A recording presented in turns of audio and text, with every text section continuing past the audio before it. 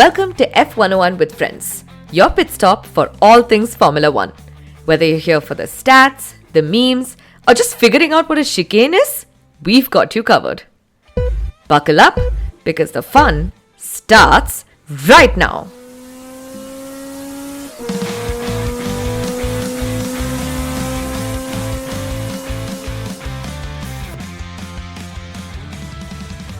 Hi everyone, my name is Nisha, a newbie F1 girlie who is desperate to make more friends so that I can talk about this sport all the time.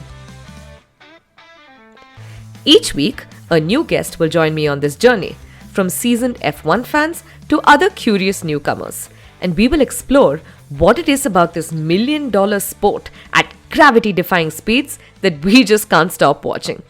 We'll try to break it all down in a way that's fun, relatable, and hopefully try to explain some of the tech talk. This week, we are heading to Sao Paulo, Brazil, a place where the air hums with samba beats, the skies can open up in seconds, and the fans, my god, the fans just live for Formula One.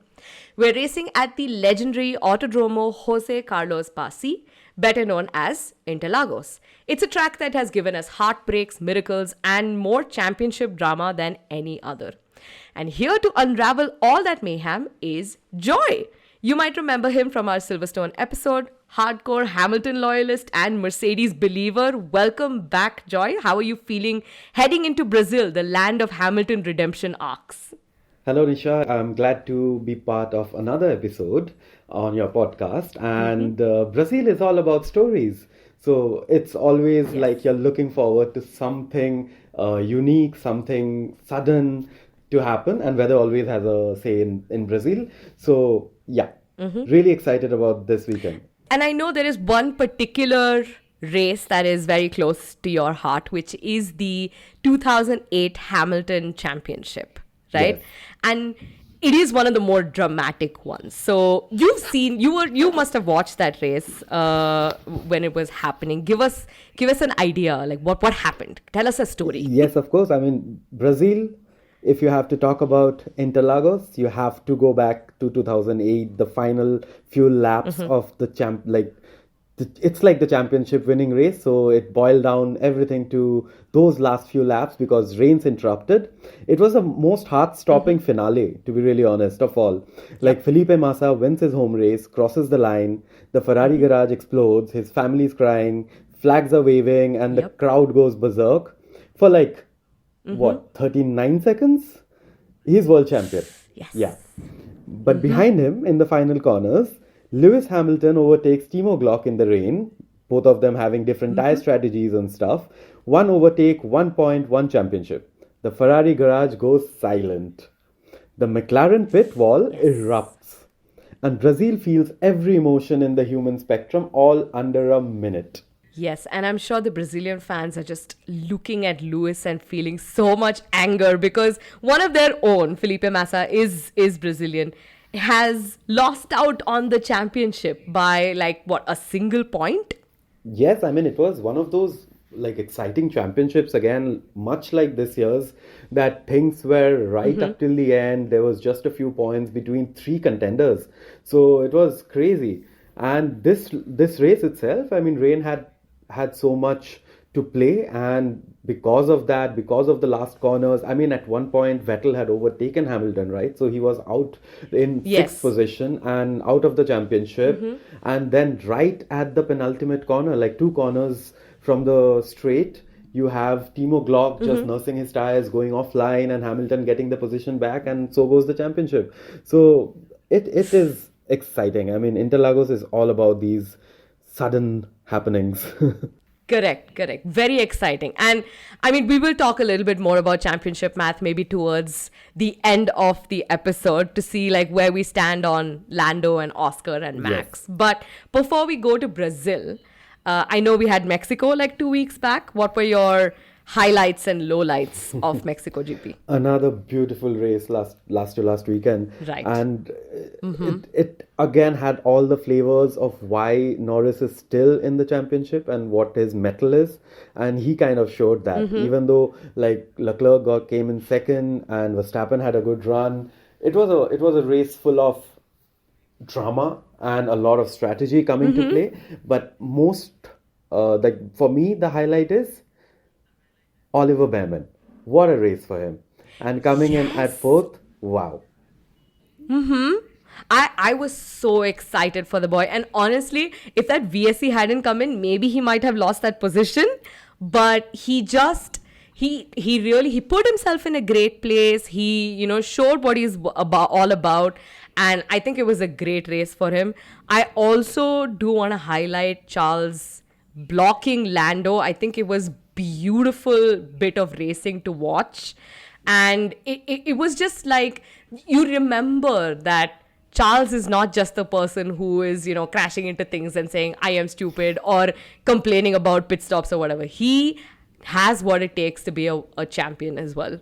Yeah, but you also have to remember that he's been in the sport for a while now. I mean, it's not Correct. like he's a rookie anymore, not like he's just getting into the Ferrari setup. He's been at Ferrari for a long, long time now. Yeah. And it's about time that he kind of takes on the mantle to push for the championship, at least get Ferrari the championship. And that maturity needs to start playing in tandem with Lewis Hamilton's presence. Again, Mexico, if I have to Yeah. reflect back, I will notice the first corner where these two were at each other, and the Yes. momentum took Leclerc off the track, but he kind of rejoined in front. But there could have been a better scenario where I understand Lewis got the penalty later, and it was like a race to forget for him from there on. But yeah, Yeah. Ferrari can take like quick decisions to sort of do a team play rather than just trying to identify one superior, because with Lewis Hamilton it's a very tricky thing to say, is Hamilton your number two driver then? So yeah, it does look a It is. little tricky between these two. Yeah, and you don't want to be the team that says Lewis Hamilton is my number 2 driver. That is a crazy statement to make. It's something But else to see yeah, how the dynamic works between both the drivers. exactly that. And but yeah, it was overall super exciting. Although I don't agree with the penalty that was given to Lewis. Because they said he got this crazy advantage of 1.2 seconds when he went off. But I don't think it was 1.2 seconds, because behind him, Max locked up as well, which is why the gap became so much. I feel like if Max had continued on his path, the gap would not have been as much. And I feel like Ferrari should have turned around and told Lewis, hey, slow down a little bit so that it doesn't feel like so long. Exactly the second but thing. Actually, yeah. Ferrari should have been like more proactive in handling the situation, Yeah. and Lewis could have easily given some space and resumed on the fight that was happening, and not like they at least would have had something else to say to the stewards and not get the penalty. So Correct. yeah, I mean that could have been avoided, but then once that happened, it kind of ruined his race. And yeah, I Yeah. mean, again, team play. He's still merging with the team. Exactly. Yeah, I think it takes a huge toll on his motivation. And if he doesn't have a team behind him, he usually just like not gives up, but just does the bare minimum that Lewis Hamilton. I mean, obviously, bare minimum for Lewis Hamilton is very high, but that's all he does. So I mean, Ferrari need to do better. I mean, knowing Lewis Hamilton, like we have all seen Lewis Hamilton over the years now, and with the modern era of Yeah. broadcasting, we have also heard like his conversations with Bono, his race engineer at Mercedes. Correct. So there are different drivers; Yeah. they function differently. Like say, Raikkonen would not want too much, like coordination over the radio. He wouldn't want too much information. Yeah. But Hamilton is more technical in that respects. It's almost like he's a pilot. Yes. He needs the feedback to go by the wire. So I mean, depends from team to team, and obviously these things ease out once you have spent a considerable time, and that's what brings back to Charles Leclerc, because he has been with Correct. Ferrari. He has fine-tuned his like personal relation with every engineer or tactician that Ferrari has. So he needs to kind of push forth and yield more result, not just for himself, but for Ferrari as a team. Like be a team player, like almost as Sainz was trying to do. I mean, Sainz, on the other hand, when he was Yes. at Ferrari, he was a team player. He understood that even though there was not a clear number one, but Leclerc is the favorite child. So Golden yeah. boy. Yes. So he kind of did the team play and helped each other. So here again, it's much like McLaren, where the team does not provide a clear number one or number two and lets the Oh, drivers kind of do the talking on track. Ferrari is equal like yeah. that in that sense, only that the results and the pace is not in their quarter as of yet. So, yeah, they need to buckle up on Yes, that for yeah. next year. I know. Yeah, here's hoping for 2026, Yeah. right? Because it's, according to rumors, it might be Hamilton's last year in Ferrari. I mean, with these drivers, I can never say when it's the last year. Looking at that, Perez and Bottas is back on the grid next year. Yes, So, yeah, we'll see. we'll see. We'll see. But what we will see this week is the race at Brazil. And see, there are some races on the F1 calendar that just feel like homecoming, and Brazil is one of them. So this track, Interlagos, is what is more popularly known as. It's more of like a mood, it's a memory, and sometimes it is a miracle. The Sao Paulo GP first joined the F1 calendar in 1972 and has mostly always been held at Interlagos. Drivers will do 71 laps around 4.309 kilometer circuit with 15 corners and 2 DRS zones. The lap record, just as we saw in Mexico, is a 1:10.540 held by Valtteri Bottas in 2018. He was just ready to risk it all that year. Yeah, the circuit was actually built by local fans and engineers back in the late 1930s who just wanted a racetrack for Sao Paulo. It wasn't even designed with computers, it was just drawn by hand on a map following the natural shape of the hills. That's why the Yep. 43-meter elevation changes feel so organic, almost like a roller coaster carved into the earth. Yes, it's very exciting to see the way the cars go up and down, especially if they show like the gyrocam footage. Yeah. Now, the official name of this track, like we had mentioned before, is Autodromo Jose Carlos Bassi. It honors a Brazilian F1 driver who tragically died in a plane crash in 1977. He actually won the Brazilian GP 2 years earlier in 1975. The country just loved him so much that when they rebuilt the circuit in the 1980s, they renamed it in his memory. Yeah, and actually, I don't know how many of us followed this bit of news. August 2024, his body was actually brought back from his mausoleum, which was not maintained properly, to the racetrack and buried at the racetrack near the bust that we have. There's a statue at the racetrack, and it's Correct. buried now next to the bust. So this actually happened last Yes. year, and he took one last lap around the circuit through one of Yep. his grandsons. And yeah, such a brilliant honor to have him back at the racetrack, making Absolutely. it the only driver to be buried at a racetrack. That is quite an honor. Yeah. Going by the name, Interlagos literally means between the lakes.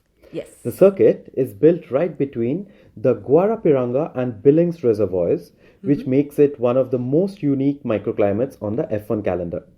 That geography means weather can shift in an instant. Dry tarmac on one straight, puddles forming on the next. It's unpredictable, dramatic, and very, very Brazilian. Yes. And the rain doesn't arrive, it just ambushes. 1 minute, the track is glowing under the Sao Paulo sun. The next, it's a river of chaos. And that's exactly why drivers love it.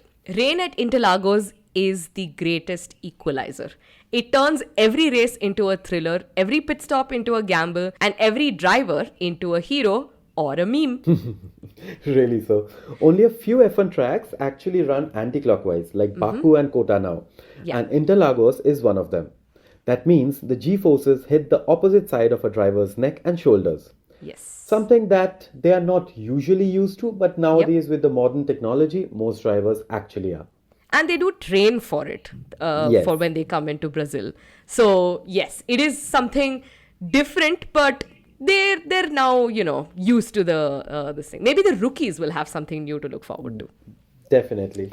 I mean, And this racetrack is almost a roller coaster. I mean, there are it different is. sectors. If you go through the sector 1, sector 2, sector 3, all of them have these unique places. Like, imagine, I'll bring you back to 2009 actually. It had the most craziest start with a bunch of crashes all across the sectors. I mean, it Correct. wasn't just a corner 1 mayhem, but there was Yes. crashes happening, somebody colliding at turn 5, somebody at turn 11, and so on and so forth. I mean, that Correct. is this how this track is so exciting.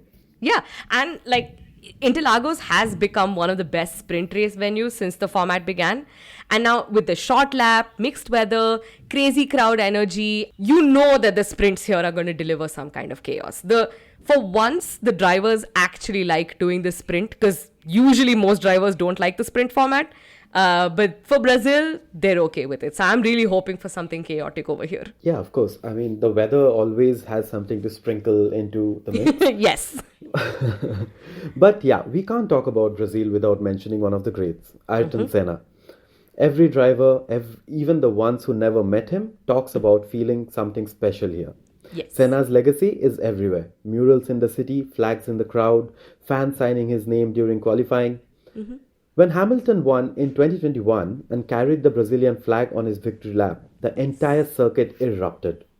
He was later made an honorary citizen of Brazil because of that race. Yes, and also last year he drove Senna's McLaren around the track as well, which was like so iconic. He did the whole, holding the Brazil flag and doing that lap. So yeah, it is very, very special here. And of course, this year all eyes are on Gabriel Bortoleto. He's the 2023 F2 champion and the current stake kick Sauber driver. He was born in the outskirts of Sao Paulo. He was raised on Interlagos, and he's already a national hero in the making. And what I found so heartwarming about his story is that it's very similar to Charles or Lewis. He hasn't come from a very rich background, and his older brother had to give up on his motorsports dreams just so that Gabby can continue, right? There is this really lovely video of him just like tearing up while he talks about how grateful he is for his brother. It's just very, very sweet.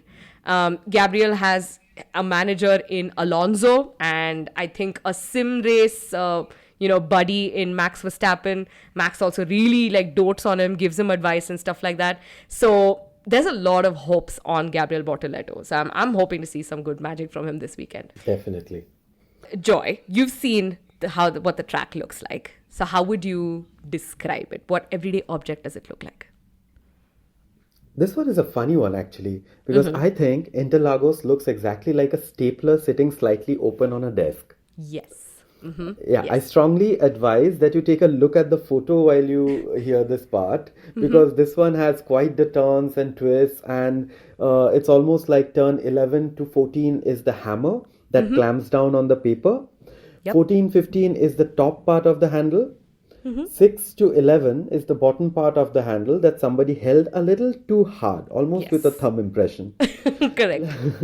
Turn 1 is the pin that connects the hammer to the base, and turn 2 to 5 is a fat base.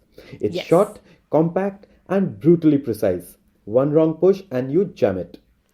So let's do a sector breakdown, because we actually start at the pin as you described, right? Also, heads up to everyone, there's plenty of corner names here, and these names are not like corporate sponsors.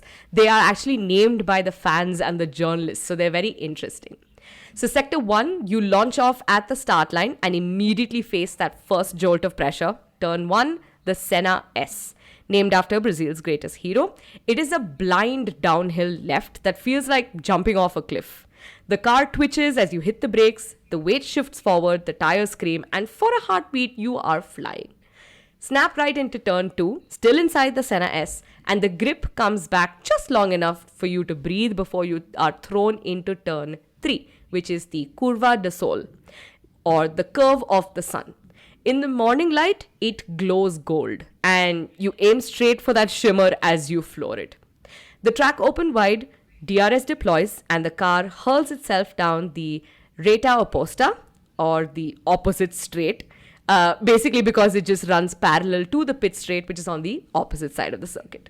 Yes, I mean, the first sector, almost for somebody who loves doing road trips and goes like across those rolling hills and valleys, whenever there's this little stretch that kind of goes downhill and then you see the highway in front, it always reminds me of Interlagos Sector 1.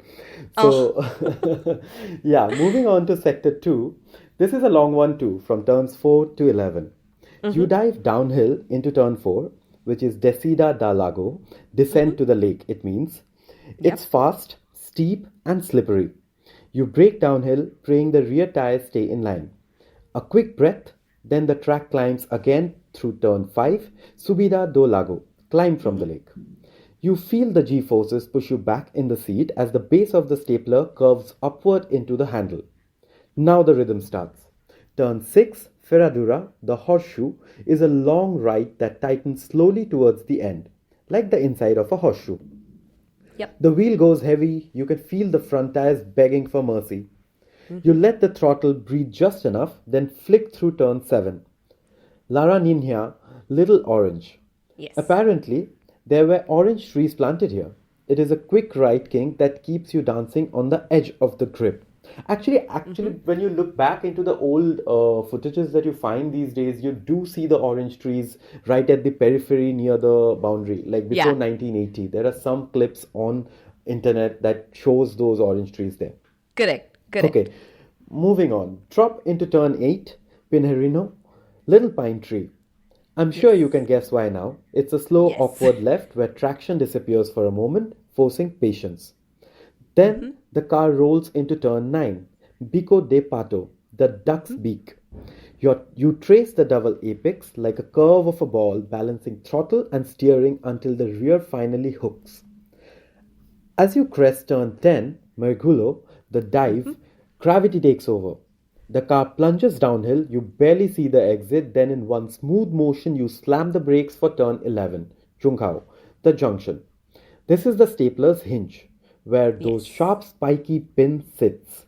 Nail the exit here and you slingshot uphill, miss it and you'll be swallowed by the DRS train behind. Sector 3, we ride the top of the handle back into the main straight flat out. So from Junsao, you are rocketing up through turn 12, which is Subida dos Boxes, which is climb off the pits. I like how literal these names are.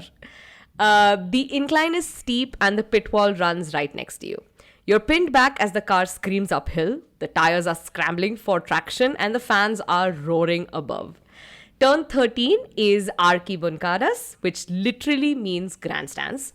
And it sweeps left as the crowd becomes a blur of yellow and green because there's so many people holding the Brazilian flag. You can almost feel the vibration of the feet and the drums through all the steering wheel. And you keep it pinned through turn 14, which is the Curva de Vitoria, Victory Corner. And the name says it all. You're at the edge of the grip, throttle flat. Finally, turn 15, the gentle arc back onto the pit straight. The hill crests, the city skyline flashes, and you punch through the air one last time. The lap ends exactly where it begins, short, fast, and brutally alive. I'm excited for the race. So, do you have podium predictions for the race, not the sprint? I mean, see, Brazil will again throw something new and interesting into the mix. And Yes. be it the weather, and with the weather predictions, there is some rain on throughout the weekend. So There is. you can never say what happens on quali day with the rain in the mix. There might be some interesting contenders up in the top 10, and that makes it like it's a scrambled pack then.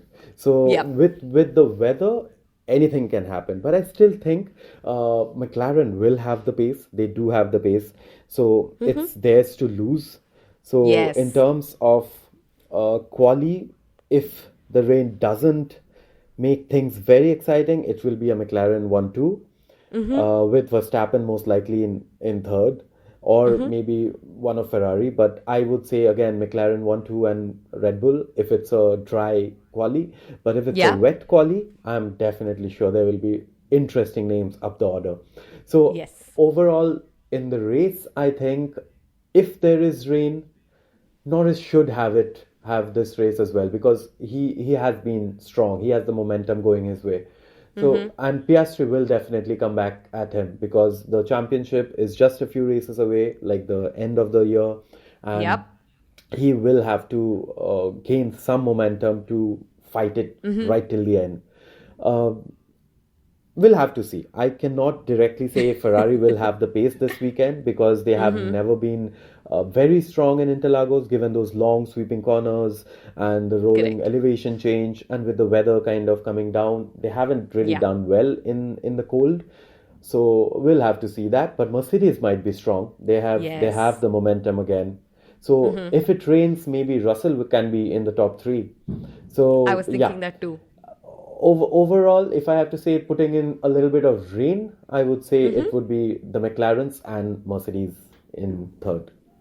Yeah, I'm inclined to agree, but I have a feeling if it rains during quali and the race, which is what I'm hoping for, I think it might be Max, Mercedes, most likely Russell, and I'm hoping for like a rookie, because I feel like most of the rookies got a chance to be on the podium this time, right? Like Hajar was there, Kimi.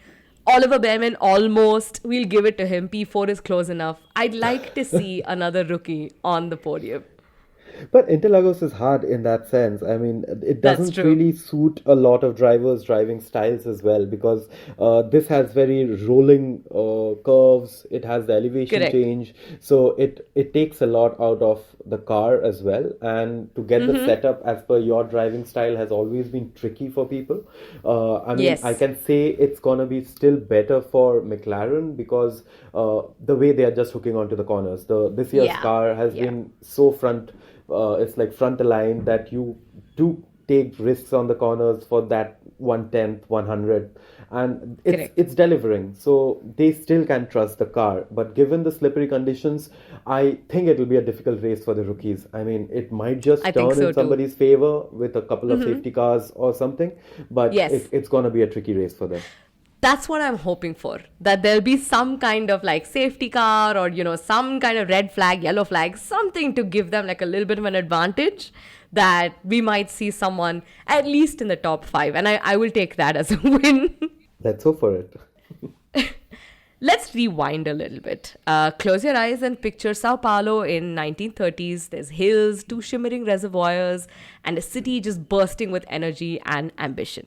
It was here that motorsports dreams took root. The circuit opened up in 1940, and it was born out of local zeal rather than, corporate master plans. I am looking directly at you, Middle East. You know this is about you. The journey from local track to F1 legend for Interlagos has been anything but smooth. The land that would become the racetrack was originally bought in 1926 and it was intended to be a housing and a sports complex. However, after the 1929 economic crash and changing policies, the project then pivoted and a racing circuit was proposed because there was a growing car culture. So the original layout was much longer and high speed, inspired by circuits such as Brooklands in the UK and Roosevelt Raceway in the USA. The construction on what would become the Autodromo Jose Carlos Pace began in 1938, with the circuit officially opening on 12th May 1940. Over the Yes. decades, Interlagos evolved, yet it never lost its soul. Its layout shrank from longer, faster versions to the current 4.309 kilometers into a 15-turn version to meet modern Yes. safety and sporting standards. It has always been an emotional place for the Brazilians, but by the time the Brazilian Grand Prix entered the World Championship calendar in 1973, it already had character, a compact hilly layout set in a natural pole, unforgiving and emotional. It rolled out for the first World Championship event with a home hero. Emerson Fittipaldi won in 73 and again in 74, giving Brazilian fans something to cheer. By the late 70s, Interlagos was literally falling apart. The surface was cracked, the facilities were ancient, and the bumps had become brutal. Drivers complained that their necks hurt for days after the race. So, in 1978, F1 shifted to the Jacarapagua circuit, which was modern and smooth. It was technically fine but emotionally flat. Sao Paulo, though, never gave up. By the late 80s, the city relaunched this massive project to rebuild and shorten Interlagos. The layout was reimagined for safety, but it kept that old school flowing spirit. And F1 returned to Interlagos. Yes, and around 2019, there was a serious proposal to move the race to Rio, to this brand new Rio Motor Park circuit. On paper, it sounded futuristic, a purpose built track, new infrastructure, modern everything. But there was Yes. one big problem. They planned to build it inside part of the Camboata forest, one of the last remaining patches of native Atlantic rainforest. It was an Yep. environmental disaster waiting to happen, and Lewis Hamilton said so too.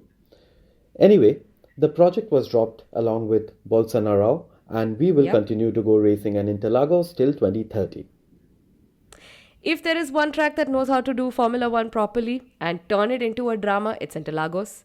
Every decade, the circuit has delivered a story so wild with rain, chaos, heartbreak, and redemption. It all starts, of course, with Ayrton Senna, their hometown hero, the prodigy who grew up just a few kilometers from this track, dreaming of hearing the crowd chant his name. He came close so many times, pole positions, near wins, but all ended up in heartbreak. Until finally in 1991, he did it. His gearbox failed midway through the race, locking him in sixth gear. Most drivers would have retired, but Senna fought the car like it was alive, wrestling it through corners, arms and neck burning, until he somehow crossed the line first.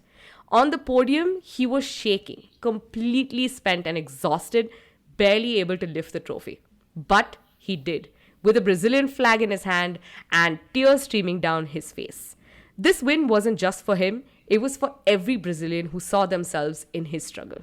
And a decade later, actually, one of the earliest remembrance of me watching a Brazilian Grand Prix on TV was in Oh, 2003. That gave us the wildest rain race imaginable. yes. Part race, part demolition derby. The downpour was relentless, and cars were aquaplaning off the track like they were on ice, and no one could keep count of how many red flags there were. When the race was stopped, Kimi Räikkönen was declared the winner. Of course, the Iceman.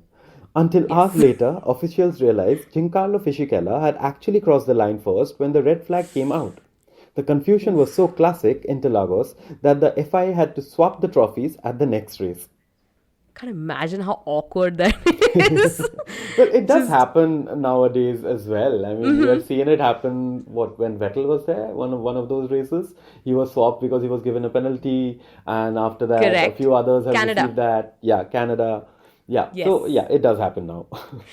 In fact, I think it happened even Alonso won a race. Actually, it was someone else who won, and then later they did like a bunch of penalties. And I think it was 2023. Alonso won, and Mercedes had to go and deposit the trophy to him. Yeah, yeah. These things are happening with the like. It's actually good because technology does help solve a lot of Correct. like angles that you Yes. don't otherwise see, and maybe the rightful winner does get the win in the end because everybody is fighting Yeah. for the win. So yeah, why Correct. not? But then I personally, if you ask me, I am not a fan of awarding things post the race. I mean, end it on the Yeah. track. It's that day, that moment. We need to end it there. It shouldn't lag on Correct. for the next day and somebody else comes with some new proof and so on and so forth. But yeah, it should Yes. it should be done immediately, if at all. I agree. I think if you need to add more cameras on the track, FIA, please do it. But like take the penalties and everything immediately. I don't like this when they say, "Oh, you know what? 5 place grid penalty next race." Oh, come on. You're already killing that person's spirit. Yeah, yeah. We have to talk about Brazil 2005 because a young Spaniard named Fernando Alonso clinched his first world championship at Brazil. He was 24 years old. He became the youngest world champion in F1 history at the time, and he ended Michael Schumacher's 5 year reign of dominance.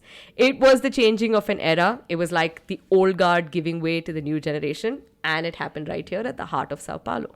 Well, that's the thing about the Interlagos Grand Prix. It used to come so late in the year, almost the penultimate Yeah. race for most years for long duration, that most race, like the championship, kind of had this zenith at this race, and that meant a lot of fighting with the rain adding to the Yes. mix. It is a race of chaos and drama. So the following years only deepened Interlagos' legend. In Yep. 2007, Kimi Raikkonen arrived for the final race as the rank outsider in a three-way title fight with Hamilton and Alonso. He needed a miracle and got one. Hamilton had Yes. gearbox problems, Alonso couldn't find the pace, and Kimi quietly swept in to take both the win and the championship by a single point. The Iceman thought just long enough to celebrate one of the most unexpected titles in F1 history. Yep. And I'm sure he partied all night in Brazil that day. I mean, this is the one where you see Alonso just standing so haplessly in Yes. the pit lane because the race is over and he's not won it by just 1 point. Just a single point. It's crazy. 2009 was pure redemption. Jenson Button arrived at Interlagos with one hand on the championship trophy, but barely. His lead had been shrinking for weeks. His once dominant Braun GP car was struggling, and the pressure was almost suffocating. He started the race way down in 14th in what was supposed to be a formality, but then suddenly was looking like a nightmare. But what happened was classic Interlagos magic. Button charged through the field like a man possessed, diving into gaps, pulling bold overtakes, and driving with that smooth aggression that defined his style. When he crossed the line in 5th place, the maths clicked and he had done it. Jenson Button was the 2009 Formula One world champion, completing one of the most remarkable fairy tales in F1 history. A team that didn't even exist 9 months prior to this had built a car that had conquered the world. And if you haven't seen the Braun GP documentary on Hotstar, I highly recommend it. Narrated by Keanu Reeves, it's beautiful, it's moving. It sure is. It is a dream come true for a team that just came in F1 and just stormed to the victory. So, Yep. and another year that needs to be mentioned is 2012 because it gave us another lovely title decider. This one, a Yes. full-blown epic. Sebastian Vettel got spun on the opening lap after contact with Bruno Senna, dropping to the back with a damaged car. It looked over, but Interlagos has a thing for second chances. As rain came and went, Vettel clawed his way back through the field, overtaking car after car, even as his exhaust and floor were damaged. And then came the moment that melted every German fan's heart. Michael Schumacher, in his final F1 race, moved aside to let Vettel through. The Yep. seven-time champion giving way to the young countryman carrying his legacy forward. Completely un-Schumacher-like, selfless and Yes. poetic. Vettel finished 6th, just enough to clinch his 3rd straight championship. And then, of course, Hamilton's 2021 weekend. It's the stuff of legends. Disqualified from qualifying, he was sent to the back for the sprint and then handed another penalty for Sunday. Most drivers would have folded. Hamilton, he just put on a masterclass. Over the weekend, he overtook all the cars, slicing through the field like he had something to prove to the racing gods themselves. On Sunday, he charged from 10th to 1st, took the win, waved the Brazilian flag across the line in a tribute to Senna. The fans went feral. And of course, the government later made him an honorary citizen of Brazil, something that he still wears with pride. Oh, Sir Lewis Hamilton, he and his accolades. But yeah, I mean, I know. Brazil Interlagos is a race of legends. Like the moment you look at the track, the moment you look at those fans, the revelry, the samba, everything, you immediately think of these legends. You think of Correct. Senna, you think of Schumacher, you think of Hamilton. And because they have given us those memories, they have given us those moments to be proud of, and it just raises goosebumps every time you think about it. But it's Yeah. also a track that gives you unexpected fairy tales. Like, because Interlagos loves to throw our way a little bit of something new, like Kevin Magnussen's pole position in 2022, his first ever in Yes. Formula One. A moment so surreal that the entire paddock cheered. Was it just a coincidence that 9 months later he welcomes his first child? Well, it was a perfect full circle year for a man who had once been dropped from F1 entirely. Only Interlagos could script something that wholesome. And Brazil 2024 was one of those magical races as well. If you want to watch just one race from last year, this is the one. What a comeback story for Max Verstappen. He was starting down in P17 after a messy qualifying and grid penalty. And then Max did what Max does best, turned the adversity into dominance. Through the chaos, rains, and red flags, he made overtaking look effortless. By lap 12, he was already in the top 6. A few strategic masterstrokes from the pit wall later, and by lap 43, he'd seized the lead from Esteban Ocon. From there, it was textbook Verstappen, relentless, controlled, and ruthless. Perfect pit calls, flawless tire management, and that signature Verstappen composure in unpredictable weather. It was beautiful. Sergio Perez finished P11, outside the points, struggling for grip and confidence all weekend, but it's just further proof that Red Bull's dominance still depends heavily on one driver's brilliance. Yeah, it does. I mean, Verstappen is a brilliant driver, but the team clearly identifies his driving style as the way to mold the car and bring in Yes. innovations and upgrades. So it's always been difficult for the second driver. But we barely talked about Alpine through 2024, but this was the shock of Yep. the season. They had been languishing at the back for much of 24 and suddenly looked like their 2022 selves again. Esteban Ocon and Pierre Gasly capitalized on every ounce of chaos, avoiding collisions, timing pit stops perfectly, and making the right calls under pressure. A double podium, P2 and P3, that not only lifted team morale but also catapulted them from 9th to 6th in the constructors' standings. A huge moment for them as this lifted them up to P6 in the championship, granting them a much larger chunk of the championship money.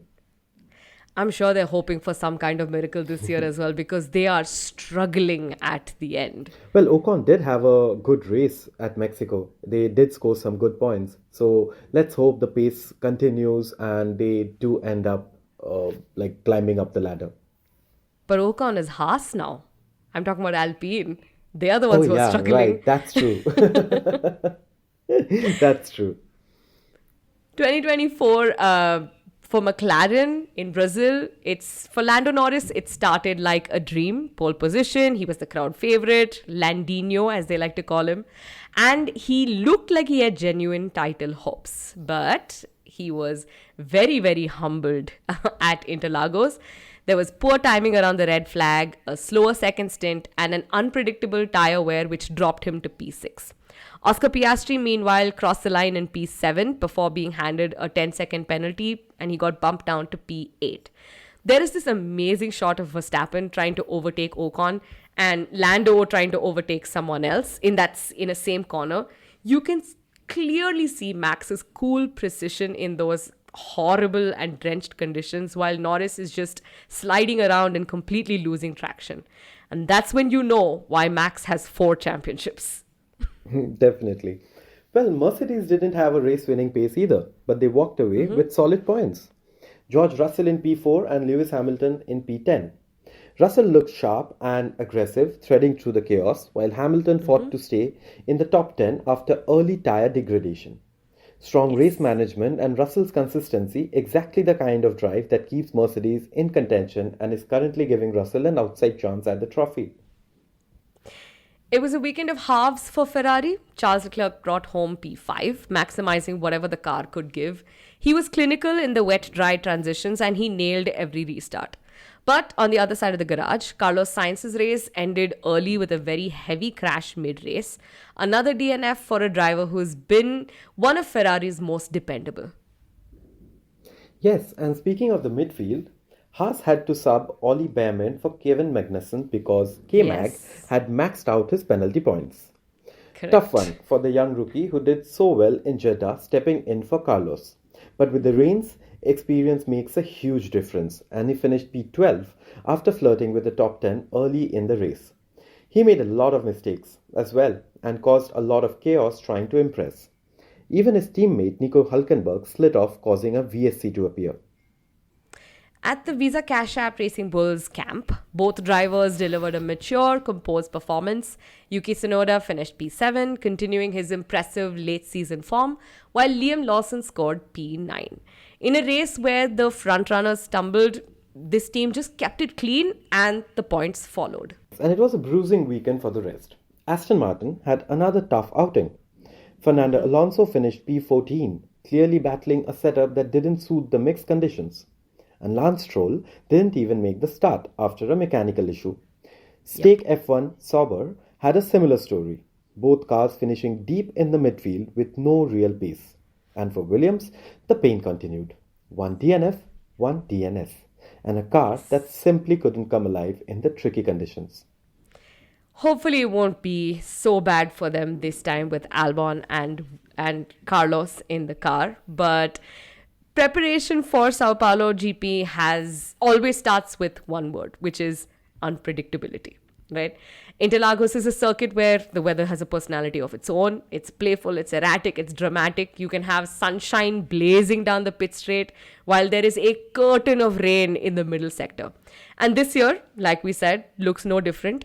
Forecasts already hint at rain across the weekend. And after last year's qualifying delay due to a sudden storm, everyone is on edge. The engineers will spend as much time studying cloud movement as they do for telemetry. Interlagos, the track itself sits about 700 meters above sea level, so the air is slightly thinner, and teams usually arrive with higher downforce setups. When the track is wet, this choice becomes very critical. You need stability through corners like Ferradura and Jinsao, where even a single slide can ruin the rhythm or your race itself. Definitely. And I really hope Pirelli brings the skipped compounds to Sao Paulo. Mostly, it will be their mid range trio that offers a balance between durability and flexibility. But with the high likelihood of rain, the slick compounds may spend more time in the blankets than on the asphalt. At Yep, Interlagos, the crossover window between slicks and intermediates is incredibly narrow, sometimes correct. less than a lap. That's exactly why there is so much advantage to gain here if you undercut, or even if your tires are working in the right window, you can literally overcut. But a driver who pits just one lap too late can lose 10 seconds in a single sector. The pit Yep. lane, short and slightly downhill, adds another layer of risk. Sao Paulo rewards the teams who trust their gut, the engineers who think in seconds, and the drivers who can adapt.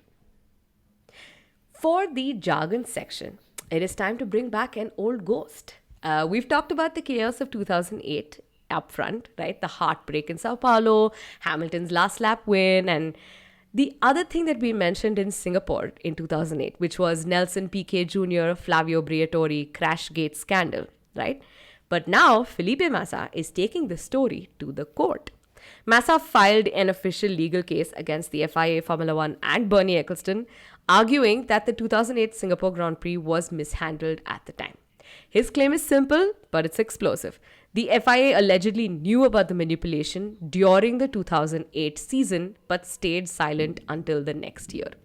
If they had acted immediately, he says that the race could have been voided, which means the points tally would have changed, potentially making him the 2008 world champion.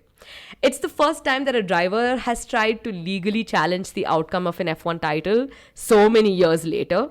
The case has already been admitted to the court in UK, and while it's unlikely to rewrite the record books, it is forcing the sport and all of us to face a very tough question, which is how final is final. Because if evidence emerges that the FIA failed to act on a known wrongdoing, does that mean we will open the door for every old controversy to come back? Hello, 2021. But Exactly. Joy, you've been following this for F1 for a very long time. What is your take on all of this? Do you think that this case actually has legs, or is just some symbolic fight that Felipe Massa has embarked upon?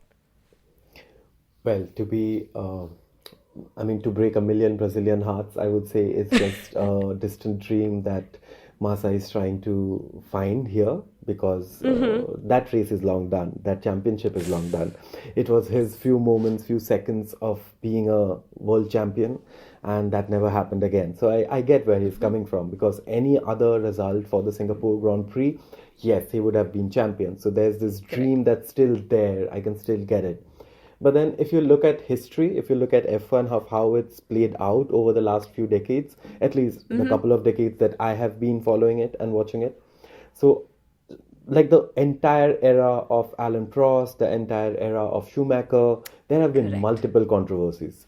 Hakkinen, everybody, there have been races, and at the end of the day, it's a race. There's adrenaline pumping. There's a Yeah. lot of politics. There's a lot of strategy calls. There's just fate on that day, and these things make F1 what F1 is, because that's racing, right? It's the Correct. uncertainty, and yes, there are decisions that don't work for some, but that's the unpredictability that us fans kind of keep talking about. That's what got us Yeah. hooked to the sport in the first place. I mean, it was so evident that one constructor builds such a great engine that they will run away with the championship. It's a boring sport. But then it's the Correct. grit and the mettle of other drivers, or the conditions on that particular day, that, like Williams being nowhere, comes to the podium, or say all these rookies, midfield teams showing that day of brilliance. And that's what F1 is. So 2008, the last three laps, like I distinctly remember every corner and the commentary Yeah. that Martin Brundle is giving on broadcast, that it resonates. It kind of echoes through your ears because of the thrill that those few corners had. And the same is True. 2021 actually, safety car, and after that the decision, everything is controversial. I mean, if Hamilton was doing this about the 2021 championship, or Toto Wolff was filing a complaint for the 2021 championship, maybe I would have said something different because I felt differently on that day. But Yeah. that's how the sport is. Someday it works in your favor, someday it doesn't work in your favor. Decisions like safety cars and things like those, they work in your favor on some days, they don't for some days. Yeah. And that uncertainty scripts the tale. And that's why Will Buxton comes up with a Drive to Survive, and it's a hugely watched theatrics on Netflix. Correct. Right, because he finds those theatrics to spin the tale of a narrative, of an episode that Yes. people are so hooked on. So I mean, that's all about F1. So like taking it to court and the outcome of it is just another chapter to it, but I don't think it's gonna get him the championship. Yeah, I think so too. It's a fun story for the rest of us to follow. But yeah, I don't think you're right. It's all, there's so much unpredictability in this sport. There's so many calls that we may disagree with, agree with, whatever it is, right? That how many of these are you going to sit and change? Right? Like you said, you have to start all the way from Japan, Alan Prost versus Senna. Fix that championship first, and then we'll try and fix everything else. Exactly. So yeah, you're absolutely right. This doesn't. I don't think this has legs either. But exciting, something to see outside of the sport itself. But that is a wrap for us on the Sao Paulo GP. I want us to do a little bit of championship maths because we're now getting towards there's like 4 races left and 2 sprints. George is mathematically in the championship fight, but I don't know how real that is. He would have to win everything, and like everyone has to DNF on, for him to win the championship. Right now, all Oscar and Lando have to do is outscore the other person to win the championship. So realistically, who do you think stands a chance? We have Brazil, we have Vegas, Qatar, and Abu Dhabi. See, I'd still I'm rooting for Lando because I feel Okay. it's about time that he becomes the champion, and he has shown a lot of grit through the errors. Because see, we have seen his journey. That's the thing. I mean, Oscar is just another spirited Australian sportsperson. I mean, he has that guts in him. He will Yeah. become a champion, be it this year, be it next year. He has it in him. He has the championship material. But Lando, it's almost emotive for us because we have seen him be this teenager kid that's entered the sport, be like a Correct. brother to science throughout his McLaren time, and Yes. now he's matured into this race winner. And this season and the season, last year's season, it's shown his mettle. He has not been in Yeah. favorable conditions at times. Decisions haven't gone his way. Strategies haven't gone his way. And yet he's here leading the championship post Mexico. So I Yeah. think it's his championship to lose, to be really honest. I would I really think want so him to too. win. But for me, what's exciting is between Piastri and Verstappen. Like, how do they deal with Yes. it? Because, see, there's always an advantage if you just run away with the race. Like, you are starting from pole, or even if you got like Correct. the first position after the first corner, you just take the Yeah. pace and control the race. But what Correct. happens is between the second and third, in case these two happen to be second and third. So Yeah. that's an exciting thing to follow, and where George kind of fits into this game, like second, third, fourth Walla game. Yeah. So yeah, let's see. Let's see. It's all to unfold in the next few weeks. Correct. And I think because I know Vegas is usually is Lando's track. He likes racing in Vegas. So I do expect him to do better there. Qatar and Abu Dhabi, there's still a toss up. You never know what happens on track. Some VSC or some engine stops working for someone, and suddenly there's a complete change. Also, I feel like Lando has somehow found himself in the second season, some kind of motivation that he's really going after it now. Oscar seems to have lost that since Baku. I am starting to blame myself because I was at the race. but But yeah, I think it's exciting to see who's gonna win this race and this championship. Sorry, and I think I am now feeling like, okay, fine. If it is Lando, fine. He deserves at least one win. I was hoping for Oscar, but it'll be good for Lando to win one as well. But do you think there's a world where Max is a 5-time world champion? It's tough. See, everything has to. This weekend actually is the wild card weekend, Yes, according to me. correct. Because with rain in the mix and the way the track is, and the different philosophies of design that these different manufacturers have, Yep. you never know what happens. Because it might just, okay, let's not be like, let's keep our fingers crossed. For all you Correct. know, that say Norris crashes in qualifying and doesn't get in the top 10. So anything can happen with a little bit of rain Yeah. in the mix. So it's unpredictable. So yeah, there can be a chance that Max does even take the championship lead in the next couple of races for a while. Mm-hmm. But as I said, it's Norris's to lose. I mean, depending Yeah. on how he finishes. I mean, I'm sure he won't be winning every race from now on, but at least he has to come in close to the winner so as to Correct. keep the hopes alive. So Yeah. that's totally to play for. Let's see. Yes, that's true. I don't see a world where realistically, I mean, if Max does become 5-time world champion, I will like this championship. I think means more than the 2021 championship to him, because it would be insane if he wins. But I don't see a world where McLaren's car, just stops working in the next couple of races, because we're going into purpose-built tracks, right? Qatar and Abu Dhabi are fairly like, I would say, softer tracks, or what do you call it? More mundane tracks. So yeah, this is the last wild card entry race that we It can definitely see is. for this I year. mean, we don't have to look very far. Just 2024, Verstappen starting from P17 and going on to win the race. Yes. I mean, there's never a script that's written that crazy. So anything can happen in Brazil. Yeah. Yes. So clearly we're both extremely excited to watch the race this weekend. Definitely. But we are on a break next week, and we will be going into the last triple header of the season. So don't forget to tune in. To our amazing listeners, what do you think? Drop your hot takes in the comments and send us a message or tag us in your wildest predictions. Don't forget to follow, subscribe, and share F101 with friends, because this community is just getting started. If you have any queries or you want to be a friend on the pod, please reach out to me on Instagram. The link is in the description. Special shout out, as always, to Ashwati and Kevin, who support the podcast and also my mental health. Thank you to Joy for coming back. I have been your host, Nisha, and we'll see you on the next episode of F101 with Friends.